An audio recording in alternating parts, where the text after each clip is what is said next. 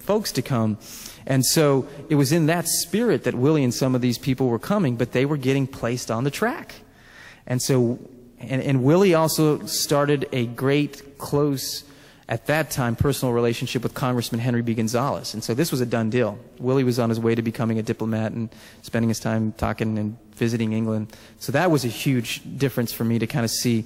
That was a part of his life that I knew nothing about that explains a lot of things. Willie truly was a Renaissance man.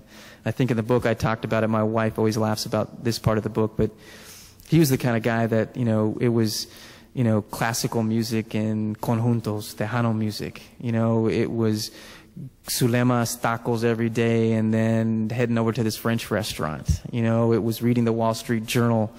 It was kind of, you know, heading over to the cantina. It was this incredible life that really kind of went back and had his feet firmly planted in different worlds that comes out of that time, that I think is a really important piece for those of you who are in D.C. that allows you to see how the rest of the game is played and to be able to go back and forth between those worlds and to be able to be a translator. The other thing I would mention quickly that was really interesting to me was when Willie was a kid, and he was actually known as Billy. But like so many of us who have tough stories, Billy, as a young boy, who unfortunately had an absent father and had to step in as a really young kid to almost be the dad as the oldest kid and to play a role and to not get to do a lot of the things that we did as young kids and to have to go to work at an early age to kind of help the family. You know, think about college. I mean, I had such a fantastic time in college, and I'm trying to imagine being in college, living at home. Before Willie got his job at the State Department, his two previous jobs before that, while he was still in college, was as a janitor at a library and working at an the Alamo cement plant in San Antonio. So here's a guy who really had to work hard to step up at a very early age. And he was also, it was interesting in high school because for those of you who met Willie and got a chance to see him, he was just an unbelievable speaker, charismatic, and you just kind of figured this is one of these guys who has been a leader his entire life. When, because of so many of the pressures he had, and he didn't get to do all the extracurricular activities that you do when you're not working and having to take care of your family, I always think of him, and as I talk to people, when his high school classmates, and Willie Velasquez, who was Billy as a kid, was the kid in the yearbook pictures that when you look at the picture and you go back and it's like, oh, your class reunion's coming up, you start to look at the old yearbooks and start thinking about the old memories.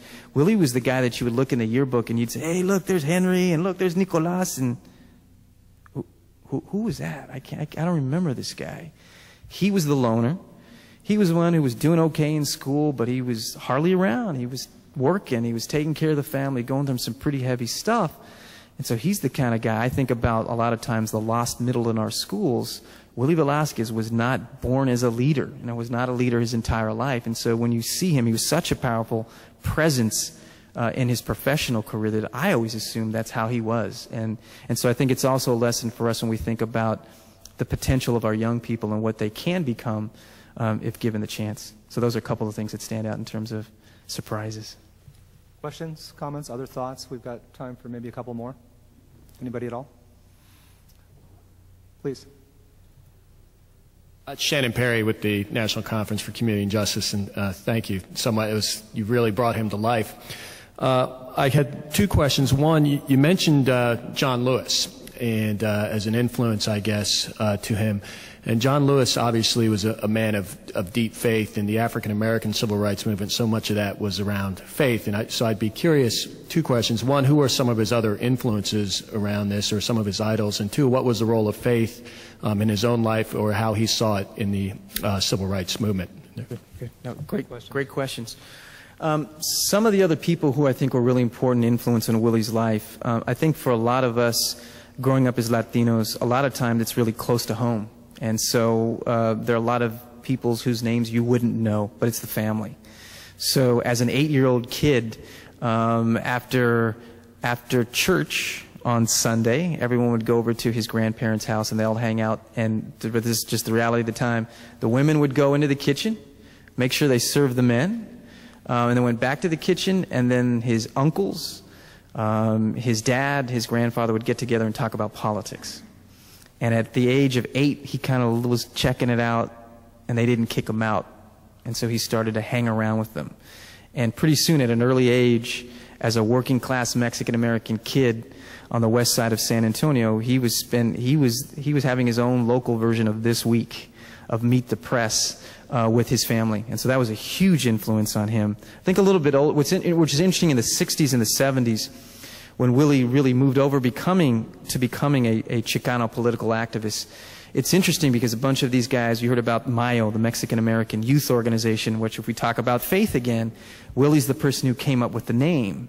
And he came up with the name because, and I always laugh about this when I talk to those guys, because it was just, you know, such fiery times.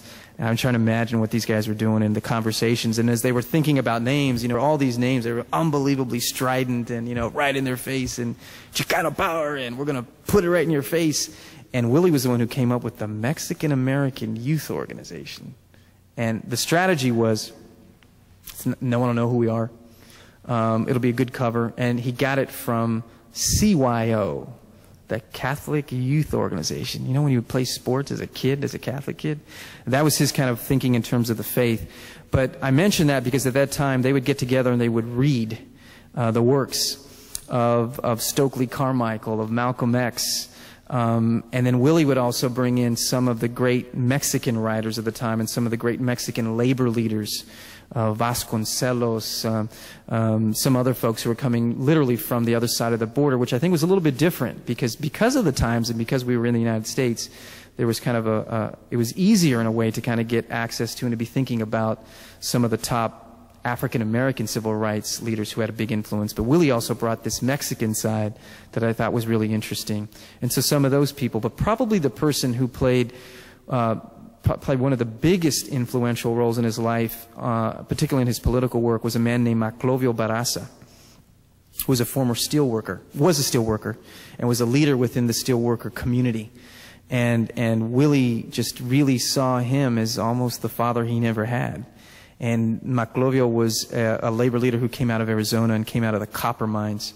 And so just really tough labor, you know, working class politics that really Willie relied on him kind of on a daily basis. Maclovio was the chairman of the organization from the beginning. And so he was a huge impact on kind of Willie and kind of what he was thinking. Because later in life, Willie really became in his own right, you know, a true national leader. And so it's a little different in terms of your colleagues and who you're hanging out with. But some of those earlier days, it was Maclovio who I think really kind of stepped up and played that role. In terms of his faith played a huge role. We all joke about it, you know, and it's not true of 100%, but for a lot of us who are Mexican, that is synonymous with being Catholic. And Willie was fortunate in a way to grow up in San Antonio. In San Antonio, the Catholic Church helped you. They gave you the ability to print out some copies off the old mimeograph to kind of get out for your rallies. And so Willie literally went to go work for the Bishop's Committee for the Spanish speaking. And so the church played a huge role in Willie's kind of political upbringing, but also even before then in terms of his education. His mom, at an early age, said, my kid's going to get the best. We don't have a lot of money. We're working class, but you know what? I'm putting him in a Catholic school. And so in third grade, he moved from public school to Catholic school, the Holy Rosary. It was interesting. I followed kind of the kids that were with him in his public school up to second grade. 90% of them dropped out. 10% of them graduated from high school in the 1950s, moving to the early 1960s. At his Catholic school, every single one of them graduated from high school. And in 8th grade, when they were getting ready to go to high school, they had little yearbooks that were talking about what colleges they were going to. And so at 8th grade, Billy was going to be an engineer.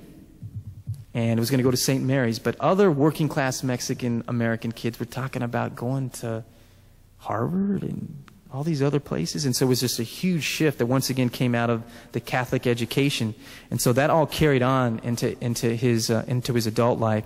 And so the Catholic Church, and the big joke was because Willie was always late to everything. And so we were always going to church, but, you know, we were always kind of catching in just in time for communion.